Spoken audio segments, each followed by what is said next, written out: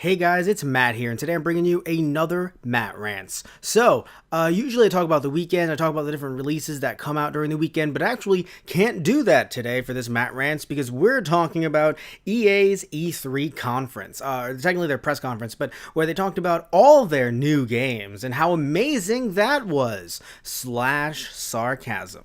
So, I'm going to be doing some other Matt Rants throughout the week, sometimes even 2-3 a day. So that's going to be very interesting because, of course, as you can tell by the time this episode comes out, I'm a bit delayed in my Matt Rants.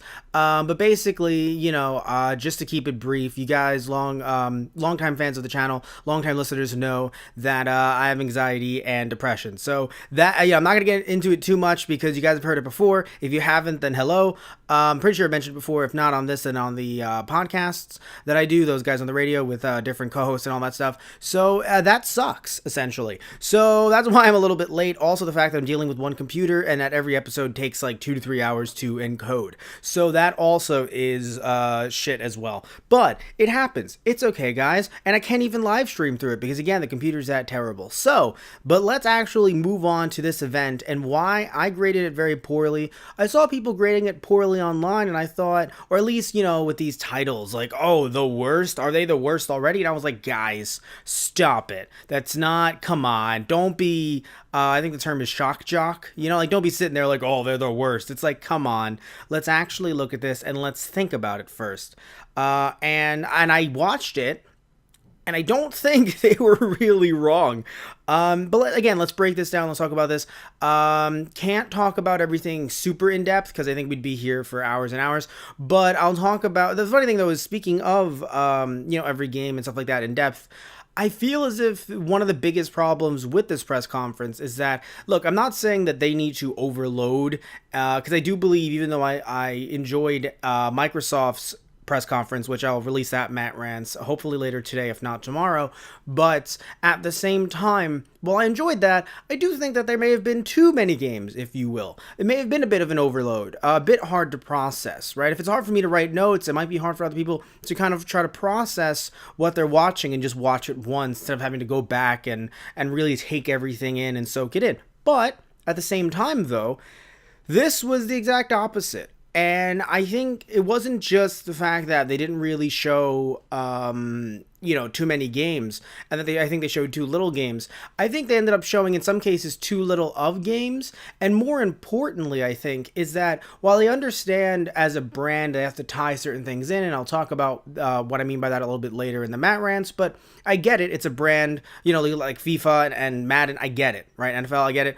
But at the same time, those are givens. Right? So if like 2K was having a presentation, I would feel odd if they were like, what's coming out? WWE 2K19. I'd be sitting there and be like, what major thing is going to be different? Are you guys bringing back GM mode? Like, what about what's so big and so different compared to the past few games that we've had that I think with FIFA, they kind of delivered in that way, sort of. But with Madden, they really did not. And we'll get to that a little bit later. Right now, let's talk about the beginning of the press conference, which is where they had that Anthem graphic, which, like the kind of, 3D coming out of the screen.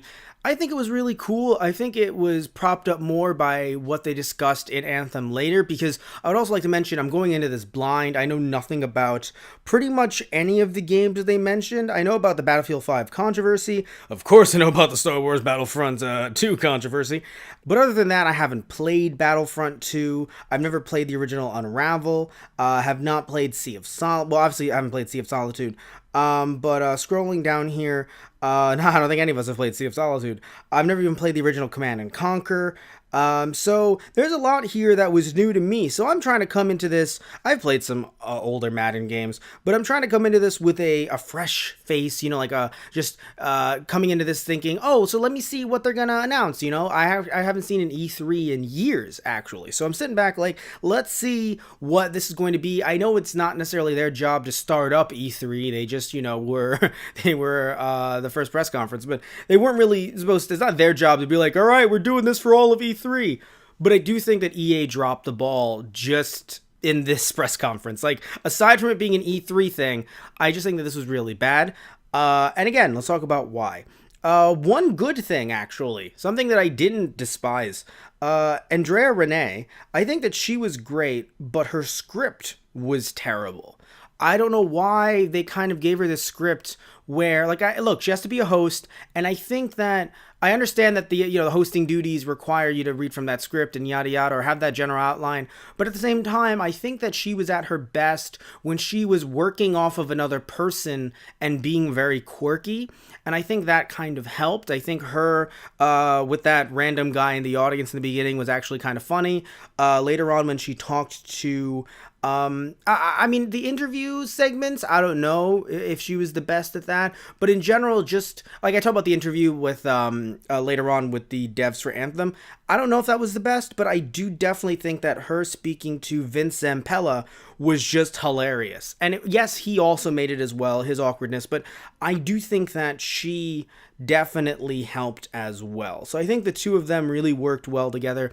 I think that she wasn't a bad host, but I do think that looking at least the conferences that I've seen thus far, that I'll be doing Matt Rants for later as well, I do think that it might be a better idea to kind of get away from the general we have one host mentality.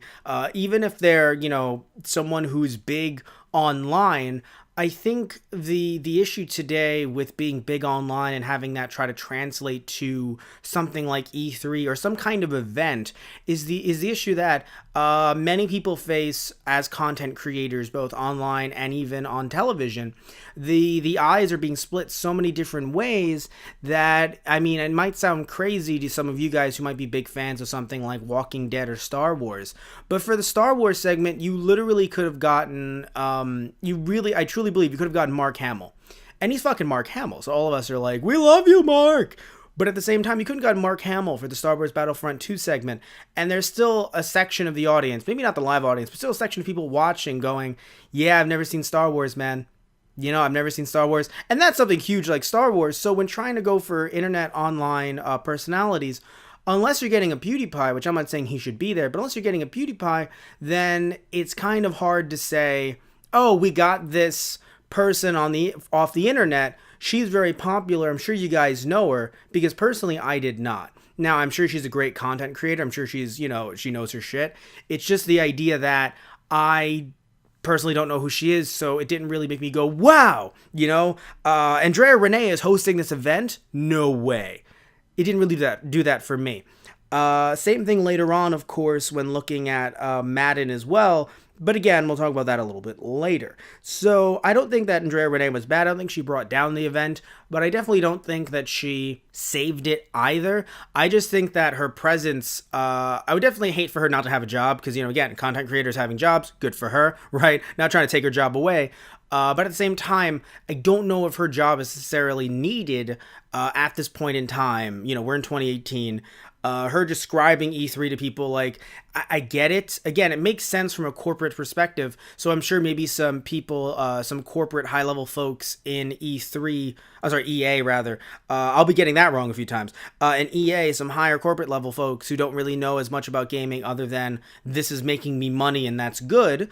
Are probably like, oh yes, good. That's what you're supposed to do. You're supposed to, talk about the event, talk about E3 where we're at. Where it's kind of like, if you're watching this, especially online, I have a feeling you understand what E3 is. Even if it's your first time watching an E3, I feel like you understand the scope of, like, big shit is happening, this is going down. If you're a young person and doesn't know much about E3, you probably went online and saw clips and saw people talk and kind of got the gist of what E3 is about. So I feel like it was just kind of wasted space. You could argue me talking about that is wasted space on the Matt Rants. Fair. Very fair.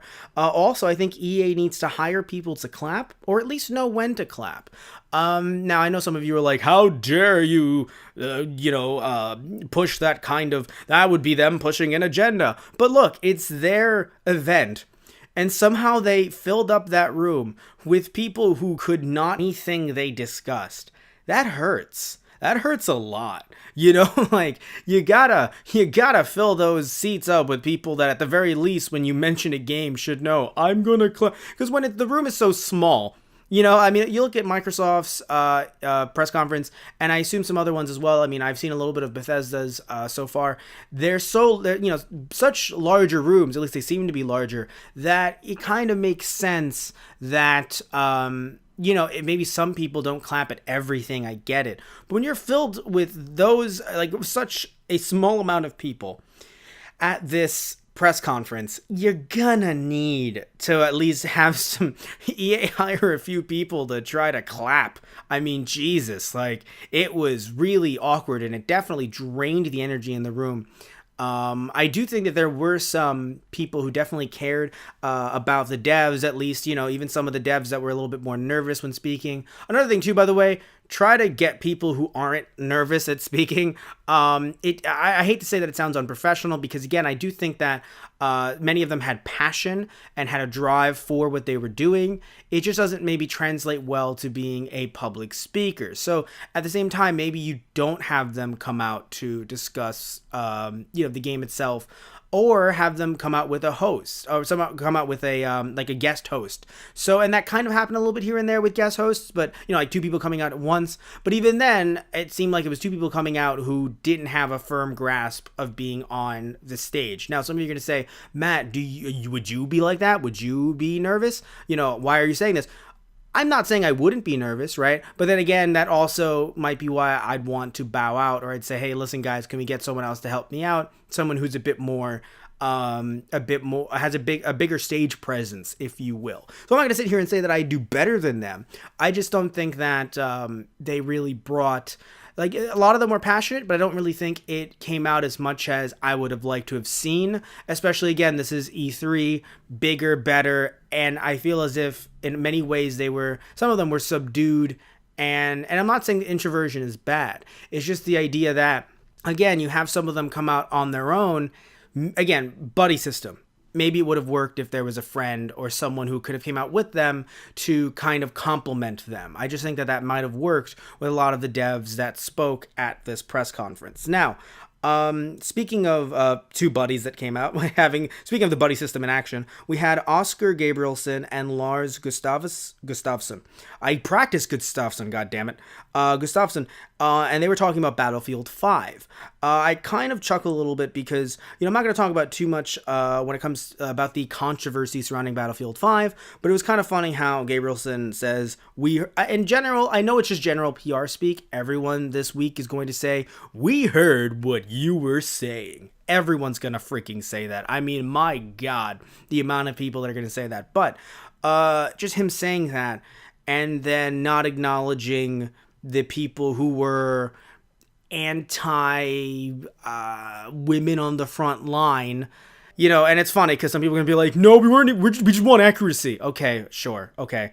But however, I will admit though, even though I get that they're not going to mention the people that were anti-women or anti-women on the front line. At the same time, though, a lot of people, be it YouTubers or just general fans of Battlefield in general, and I'm not, by the way, so I'm not coming at this from the angle of being a Battlefield fan, but people that were saying that, hey, this game was a little bit too fast-paced for being a World War II game. And it's kind of funny that that's their certain people's concern. And so these two, Gabrielson and Gustafsson, their reaction is, or at least Gabrielson mentioned this, he was talking about how the game mechanics are going to be, you're going to have people jumping from windows and running from tanks, so it's just kind of funny. We've heard what you were saying, it's kind of like, I don't know if you did. And yeah, we're making the game faster. Also, I would like to mention that, and I know this is going to happen all the time throughout this entire week, so I'm not just trying to pick on EA for this, but, you know, it is interesting that they talked about players wanting to see more gameplay, but then kind of showed pre-rendered cutscenes, where it's a bit different than later on when they showed Anthem gameplay, and I was like, oh, okay, great, I can see how this is actually playing, not just some trailer over and over again. So that really was something I didn't enjoy, to be fair, but again, not really a big fan of the Battlefield franchise anyway. I'm not really a big fan of first-person shooters, so to be fair, maybe some of you did enjoy that and did enjoy them talking about the gameplay mechanics. One thing that I found odd, though, and I know, you're partnering up with different companies, they're also having press conferences as well, but it is a little bit odd to me to say, and you're going to get a better look at this story tomorrow at Xbox's, technically Microsoft's, E3 press conference. I feel like it's a little odd. Again, they're working working with them, they're partners, I totally get it, but I think that it just added on to Microsoft going all cylinders, which I'll talk about in another rant, where here it kind of felt like EA was like, it's okay, we're good. Slow and steady wins the race. And it's like, and believe me, I'm a big fan of slow and steady wins the race as a mantra, but this is not the event that you go slow and steady in, personally. Also, I loved how they were like, by the way, no loot boxes and no premium passes. And people are like, yay! It should be the norm, but yay!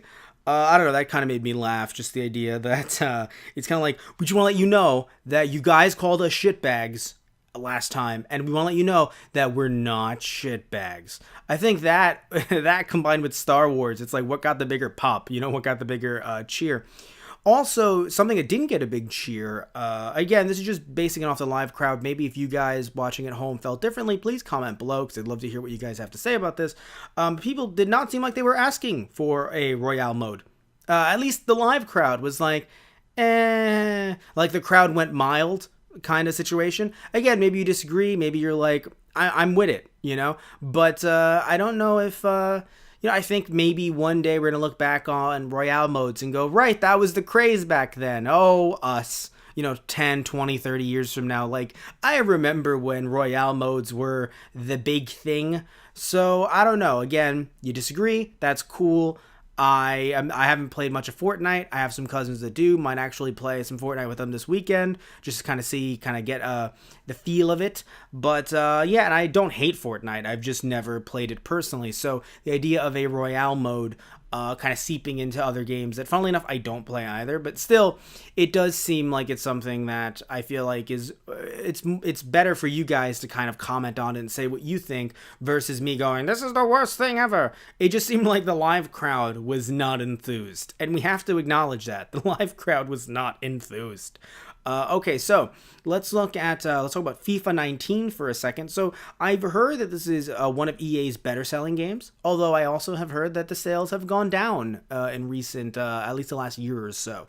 So yes, it sells very well, even though the sales have gone down, but at the same time, like I said much earlier, I do think it's odd to focus on this in a press conference when it's a given. Sports games, and even though some people are gonna, criticize me, wrestling's not a sport, just guys, you know what I'm talking about. Sports games are a given. So when you sit back and go, guys, we're gonna come out with a new sports game. Love us. This is EA.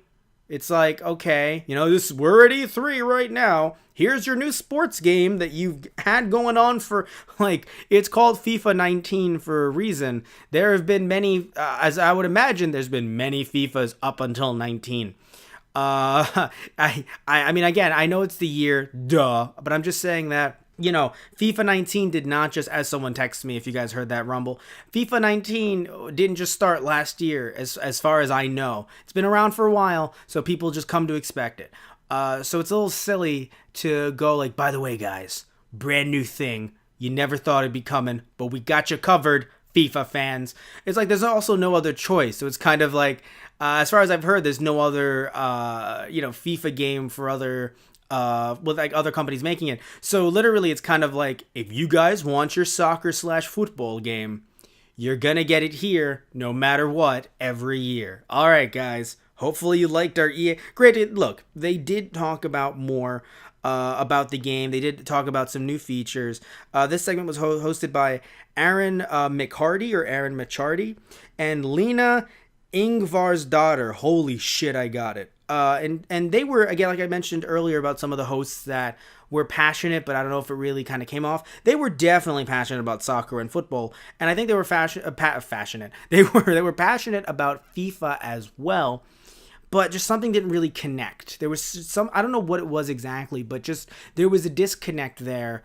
And, I'm sure if I had talked to them about it, they could, in person, just rant and rave about why is the bell ringing? The amount of times my grandmother's medicine being delivered has actually ended up breaking up, kind of interrupting a podcast or Let's Play or something that I'm filming.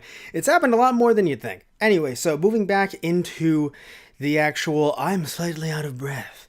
This Matt Rants is going to be great. Okay, so I feel like this segment, it makes sense because of the fact that, again, look, I understand corporate synergy, other kind of, real world references. The World Cup is going on. I totally get it.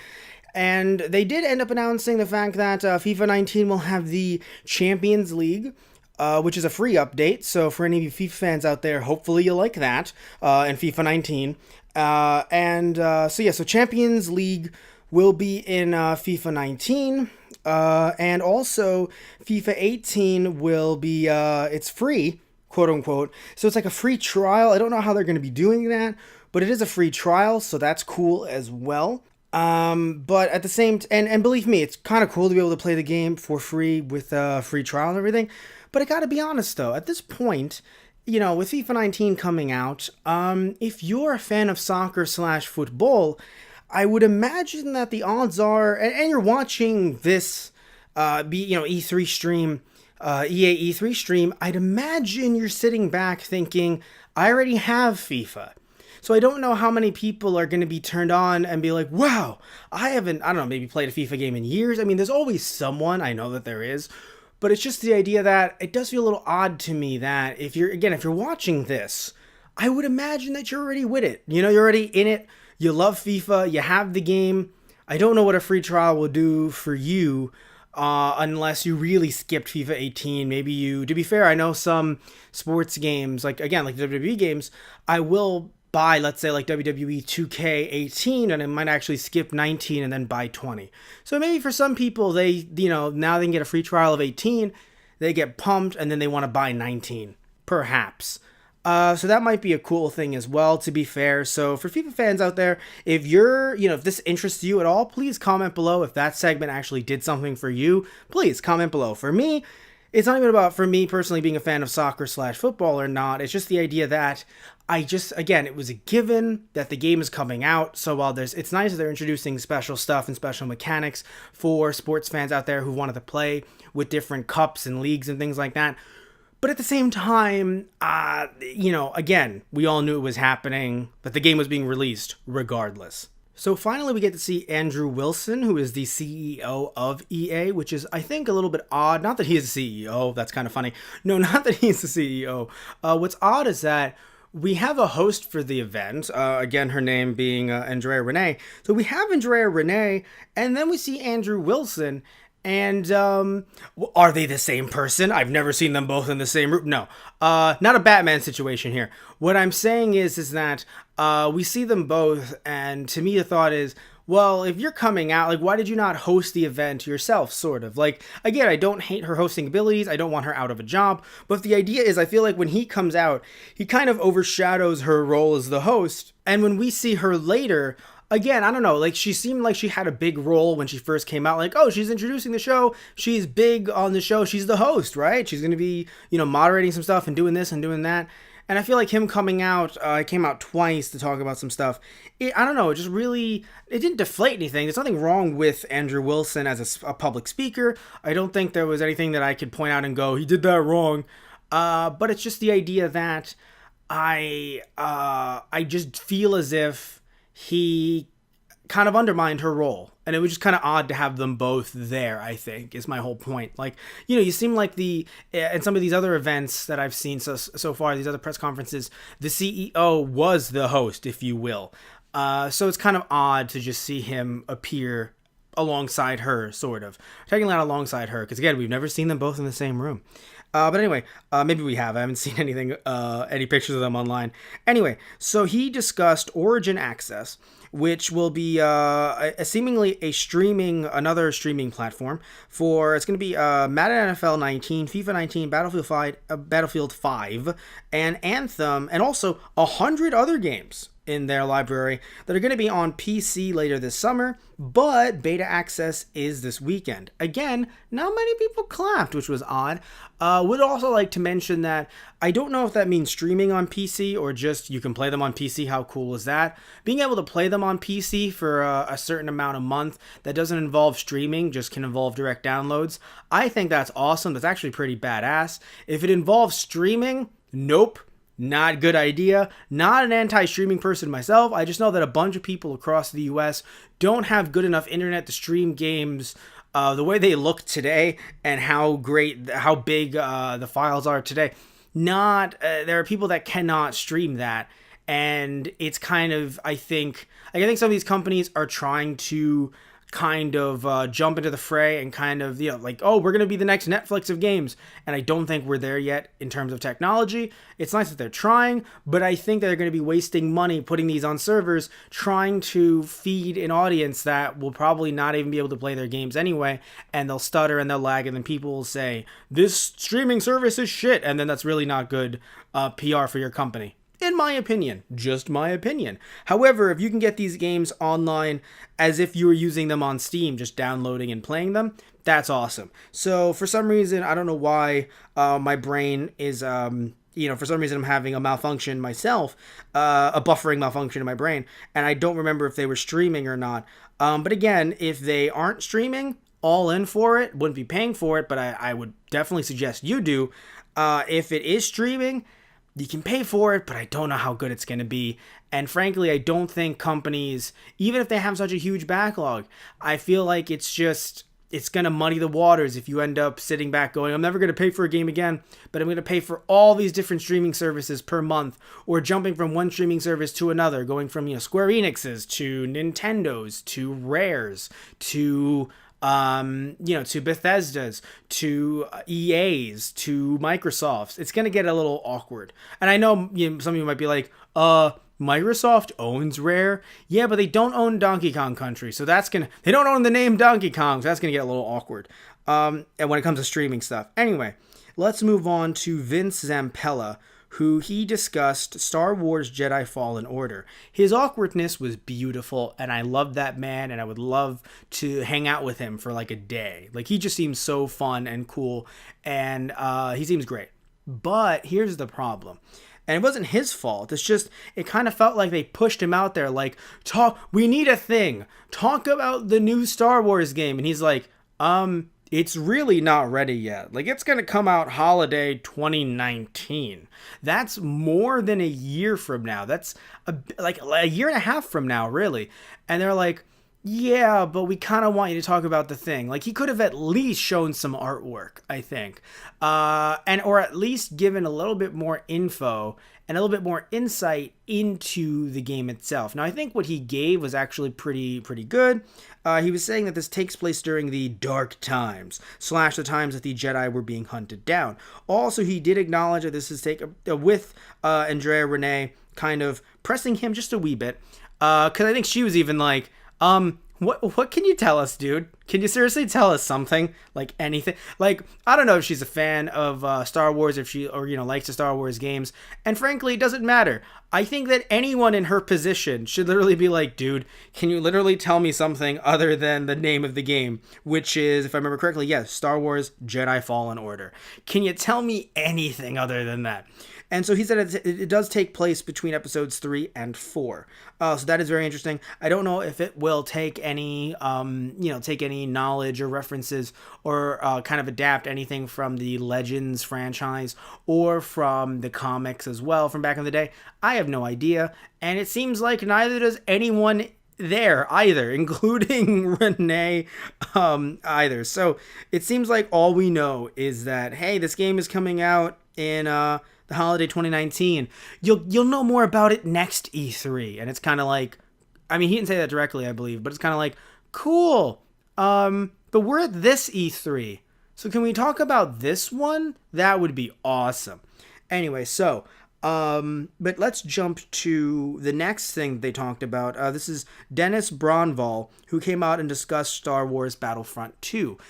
Frankly, I'm super excited that he actually mentioned the controversy because of the fact that there's just certain gaffes that you just can't cover up, especially when you're doing public events like this. You have to put yourself out there and say, hey, we messed up, frankly, I would have been okay if he said, all of you gave us a certain finger and it wasn't the thumbs up. So, because basically that's what happened with the Star Wars Battlefront 2 controversy. So I'm happy he discussed it. I'm happy he brought it up. Also, he obviously brought up Solo being in Star Wars Battlefront 2 as well as Kessel. So I imagine they are adding in the Kessel run because they are bringing back extraction mode, something that was actually in the original Star Wars Battlefront games, which is actually what makes Tristan Walter, a fellow podcaster and Let's Player that we work with, very happy. And, I actually have to see if he still owns the games. Might have to beat him up and take them from him because I hear that they're great games. Matt, you could just buy them yourself. Yes, but I want to mug my friends. I love them. Also, apparently they're digging deeper. This is Star Wars Battlefront 2 for the PS4 and other consoles as well. Digging deeper into the Clone Wars. They're bringing in Obi-Wan Kenobi. They're bringing in General Grievous. They're bringing in Count Dooku and Anakin Skywalker. So that's going to be very interesting. I don't know how they're going to play into the game, but people have been saying, according to Dennis Bronval, people are saying, well, you wanted more heroes. You're getting them, nerds. He didn't say nerds because he's a nerd too. He was geeking out. I like that about him. He definitely seemed like he was really enjoying talking about Star Wars. But we do have to mention that I think in parentheses, he was like, you're getting more heroes, parentheses, nerds. But again, doesn't seem like a bad guy. Seemed like he really enjoyed what he was doing. And I'm really happy that we're adding some more content to Star Wars Battlefront 2. He also talked about how they changed up certain things here and there, added in Ewoks, but again, that was stuff they've already done, not stuff that they're going to be doing in the future. So overall, I do enjoy some of these new things coming to Star Wars Battlefront 2. I don't have it myself. Would it make me want to get it?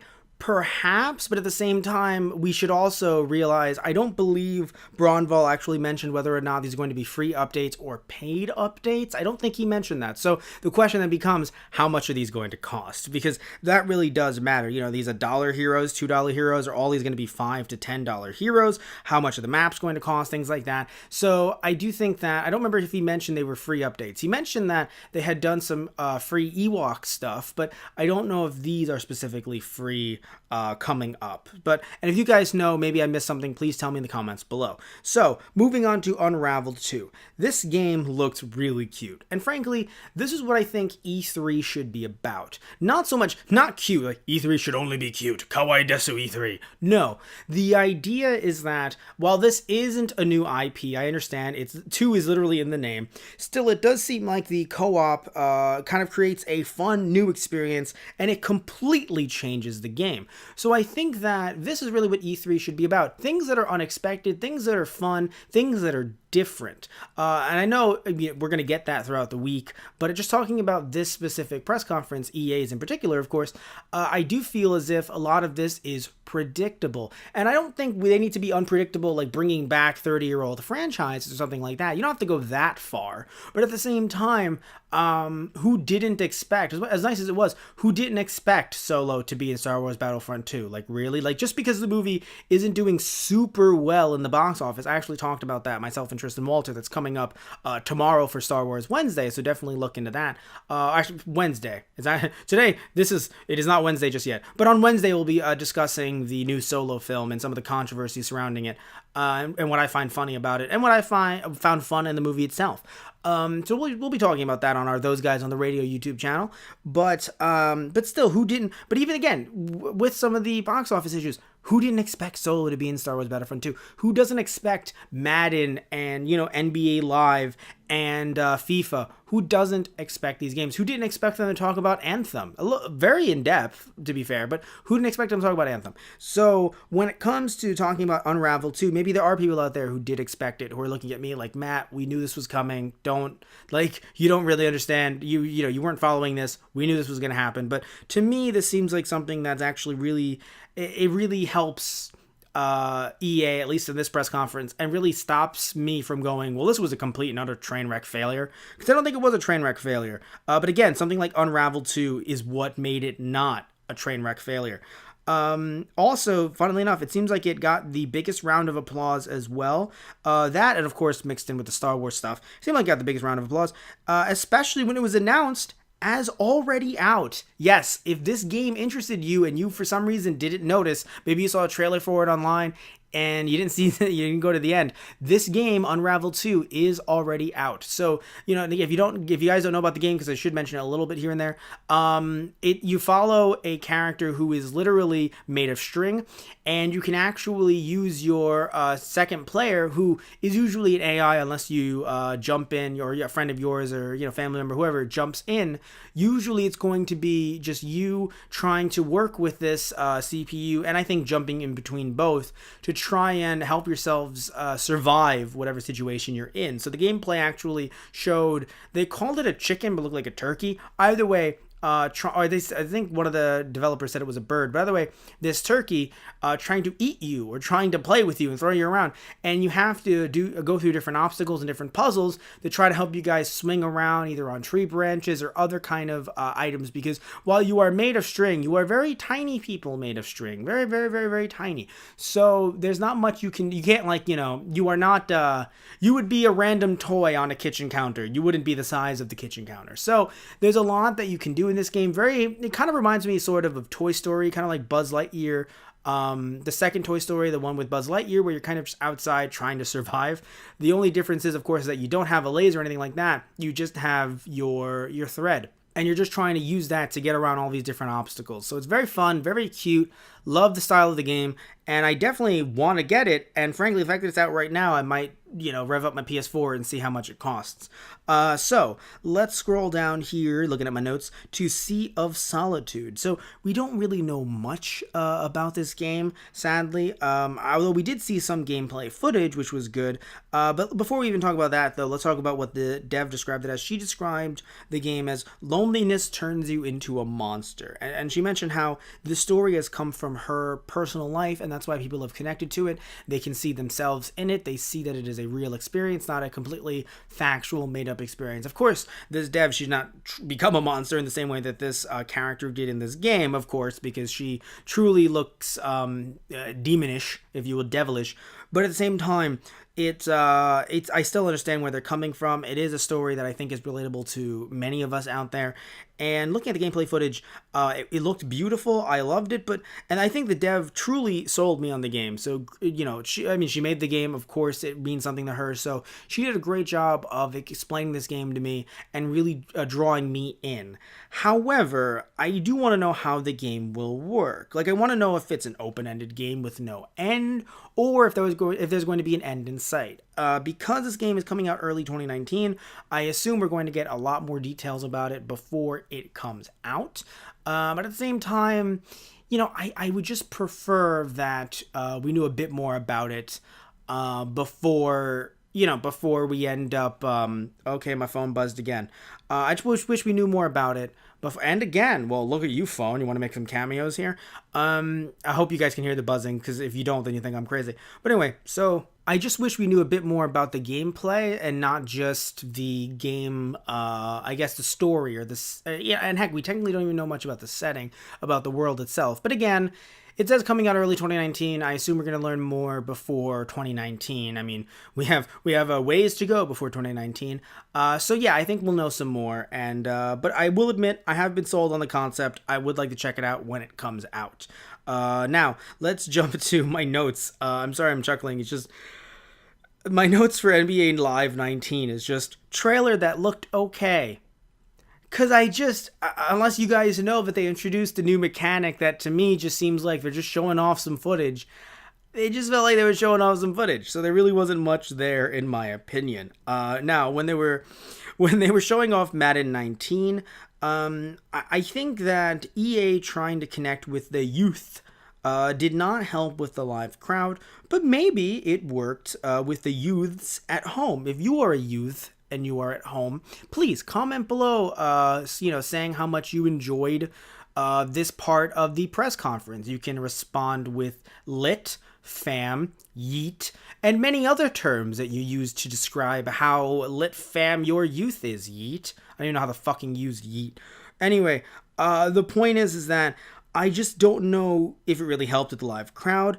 I think that young Kiv was fun, as well as the player that was next to him, they because look, again, corporate synergy. I get that, they fought each other in the Madden NFL 18 championships, right? And then you see young Kiv coming out with that belt, and I gotta be honest, it was a pretty cool belt, right? So I understand that, again, as a company, why wouldn't they showcase the two of them? Why wouldn't they have their rivalry? And I think they both had great chemistry up there, and they were fun. I don't think it was it wasn't fun. I just think that the problem is that they didn't really announce any new game mechanics. The trailer didn't seem to either, so it felt fun, but it was also wasted time. Like, I don't think even, and again, I can't speak for the youths, but I don't think any of you guys out there were like, whoa, young Kiv, oh man, well, this is the best presentation thus far. And by the way, if you did, then that's okay. Like, I'm happy you enjoyed it. I don't know if it really resonated with the people there, and if it really resonated with a majority of people who are Madden fans that were watching this press conference. But again, I'm not the target audience. Maybe that's just me. Speaking, though, of people who are not the target audience, it's a little odd that you would show... And by the way, I know that there's money in mobile games, but it's a little odd that you would show a mobile game, show to YouTubers playing the mobile game. By the way, very well. Also showing and I know I don't know much about the mobile games. Again, I don't know. Am I eating? I don't know. But the point is that I just feel as if... well, first off, I do want one good thing. The announcer did a great job of helping me follow the action. However, I still don't have a big interest in this specific mobile game. But it's a little odd to just show a mobile game, show them playing it, have the announcer come out, have the dev come out, and have us all be like, wow, this mobile game looks interesting. And it's like, oh, did you think it looked interesting? Well, maybe, hold on to your hats. It's actually a new Command and Conquer game. And I feel like are people in their 40s and 50s going, whoa, I can't believe this is... we should all tweet at Metal Jesus Rocks and be like, did it do anything for you? If my dad was still with us, I'd be like, Dad, does this do anything for you? No? Okay, Dad. And I love my dad, right? I'd just be like, Dad, would this do anything for you? I feel like he would not really care. He'd be like, oh, I remember that on the PC. And then we'd all move on. He'd probably care more about Madden 19 until young Kiv came out, and he'd be like, all right, okay. So anyway, I'm just saying that it's just so super weird that you have a mobile game played in real time at E3. I don't really think that's what E3 is for. Again, mobile games, making that cash, making that chingle. I get it, but I don't know if if the youngins out there, I'll stop pronouncing youths that way. The youngins out there were like, "Whoa, this mobile game looks amazing, and it's Command and Conquer. Man, I'm sure Uncle George would love that." Like, I don't know if my Uncle George would, but still, it's just, I don't know. It's just strange to me that this is the way they decided to present it. Also, the trailer, very dumb. Very dumb. We just saw gameplay of it. It looked nothing like your trailer. You do this when you want to show off a trailer for a mobile game on YouTube or on TV or something like that. You don't show it right after you show gameplay of the mobile game. But I would like to say that for any of you who loved it, who were like, Matt, shut up, this is amazing, I love Command and Conquer, now I want to enjoy this mobile game, or you never really played Command and Conquer, but you really like mobile games, and this seems like your thing. If it is, cool beans. Happy to hear it. And the thing too is to mention is that there is I think an alpha version that is out right now that you can download if you have Android, not iOS sadly, but if you have Android, you can download it right now and you can play it. So if you liked this, good for you. You can play it right now. Also, we jump back to Andrew Wilson, the CEO again. Now, this is a time when I understand why he would be giving this presentation, not the host. So this, I understood 100%. I understood this completely. He was talking about Play to Give, which is a charity that apparently gamers helped donate to by playing certain games. It was I think, playing certain games, logged into EA. to your account. It actually helped Give to Charity, specifically Play to Give, and I think some other charitable organizations as well. I don't really know what else to say about this because what can you say? Like, he's talking about giving to charity. That's awesome. I know there's some people out there that are like, but why is he bragging about it? To me personally, I don't find it to be bragging because when you're in a position of power and you want to bring a spotlight to these charities, why would you not discuss these charities? And he also put the onus on the gamers as well. Like, you guys also helped. It wasn't just like, man, we as EA helped give to charity, so never complain about Star Wars Battlefront 2 again. Like, heck,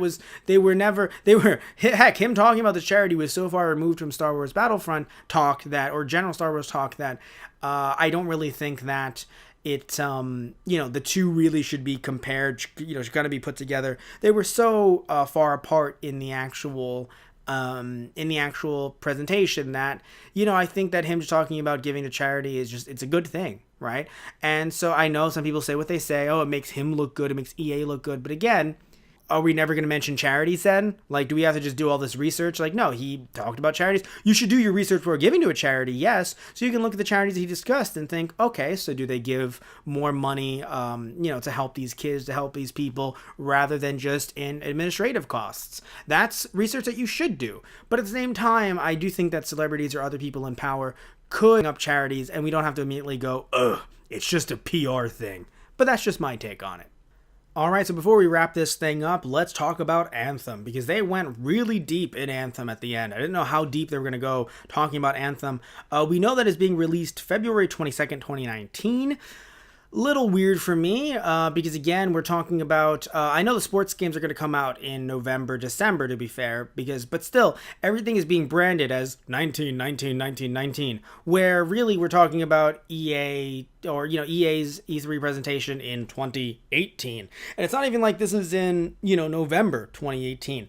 This is now in June. We should be talking about things coming out this summer or this fall. So it's a little odd that it's February 22nd, in my opinion. I would like to say that Anthem looked fun, and I do think that it could take the spot that Destiny once held, but it is EA, so I don't know if loot boxes may not end up being involved. Now, the developers did say, hey, loot boxes won't be involved, don't worry. You'll know what you're purchasing as you're purchasing it, which I want to believe them. I don't think they'd lie to me. Again, when EA steps in, wanting to make that money, which I don't think them wanting to make money is a bad thing necessarily, but including loot boxes, I think I'm not a fan. Like, I think that's a bit of an issue. I would also like to say that when the developers, when there was that interview style where they were talking about the game, I think that it was a little off because, again, they were showing pre-rendered footage, things from the trailer that we already had seen.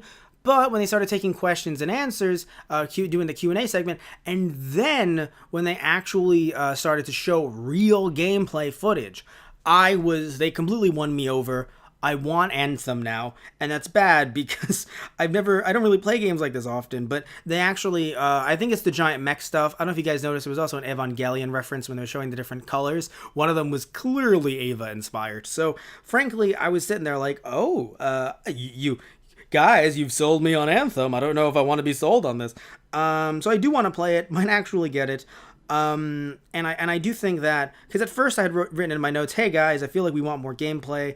I don't know if people want you guys to be going too in depth with these interviews at E3, but then all of a sudden, when they started showing the real gameplay footage, I was like, oh, I'm in. I'm invested. Especially going into the water as well, swimming, kind of showing how you can become a part of this world, not just be some outsider that, freaking drowns in water or something like that. You can kind of really immerse yourself in this world. That was very interesting. I hope, it has not just a strong opening, but I hope it delivers. Again, don't know if I'm getting it or not, but I really do hope that it delivers. I hope that there isn't some super stress overload from the servers going down day one. But you know what? I mean, we'll see what happens February 22nd. And if you guys want me to continuously talk about more Anthem news, please comment below, because that's kind of how I need to know. That's how I know that you guys want me to do this or that, or you go to my Patreon and just, give to a certain cheer and go, I want more Anthem videos. Because that's how I know that you guys want what you want. Other than that, I just do what I think you guys might want. And again, I don't know. So anyway, we're wrapping this thing up. We're wrapping this thing up on I don't know. That's great. That's a great definitive way to end. That was my take on EA's E3 press conference. I don't know. But personally, all jokes aside, I'm giving it a C minus, and the reason why is because of the fact that I wanted to give it an F or even like a D, but I have to say that some of the indie stuff really did pull this, really kind of pulled this thing up, and also even the stuff that I may not have enjoyed or we may think is just standard like FIFA, they did introduce some new gameplay mechanics or some new modes or things like that to kind of try to build up a game that they've already released multiple times for multiple years. So they did something. I just think that overall, this definitely, if there wasn't, gotta be real with you guys, if there wasn't, let me see right here, if there wasn't Unravel 2 or Sea of Solitude, let me make sure I got those completely right, because every time I see Sea of Solitude, I think Sea of Thieves. If those weren't here, and they replaced them with two other generic, or even if they went more in depth with Battlefront 2, I still think that I would have been like, oh, this is pretty much an F, if not a D. But I do think that this is a C minus. If you guys disagree, please comment below. If you think it was worse, comment below. If you think it was higher and I'm being a bit too harsh, again, would love to hear from you guys in the comment section. I want to thank you all so much for listening in to another Matt Rants. Please remember to like and subscribe if you liked the video. If you didn't like the video, you can still like and subscribe either way. It doesn't change. You can still hate comment. That's cool too. Love you all. Take care and tune in next time for another Matt Rants, where I will be talking about the Microsoft E3 press conference. Hopefully that comes out a little bit later today, maybe even late night. We'll see what happens. I'll be posting these all week, even into Thursday and Friday, especially because I'll be out of town later on this week, so they'll be coming out. I'll be recording them soon. So thank you all. Love you guys. Take care. Hope you had fun, and tune in next time for another Matt Rants. All right, guys. So see ya.